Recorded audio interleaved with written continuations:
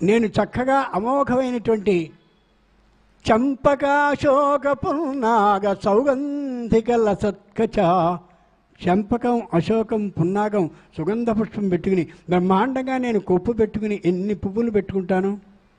నువ్వెందుకయ్యా ఆ ఎర్ర జుట్టుతో, ఎప్పుడూ తలంటుకొని జుట్టుతో అలా ఉంటావు ఎందుకు అని ఈవిడ ఆయన అన్నదు.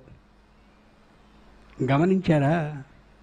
నేను ఇలా ఉన్నాను కదా, పావుల్ని మెడలో వేసుకున్నాను కదా, నువ్వెందుకు అమోఘమైనటువంటి రత్నాలని, హారాలను అన్నింటినీ వేసుకుంటూ కనిపిస్తూ ఉంటావు, అలా వద్దు అని ఈయనన్నాడు. భర్తకంటూ కొన్ని ఇష్టాలుంటాయి, భార్యకంటూ కొన్ని ఇష్టాలుంటాయి. ఆ ఇష్టమైనటువంటి దాన్ని ప్రశ్నించినప్పుడే దెబ్బలాటలు ప్రారంభమవుతాయి. కాబట్టి శంకరుడు, పార్వతి ఇద్దరూ కూడా ఎవరికి ఇష్టమైంది వాళ్ళు అలా ఉంచుకుని ఒకరినొకరు ప్రశ్నించుకోరు. ఎంత గొప్ప మాట!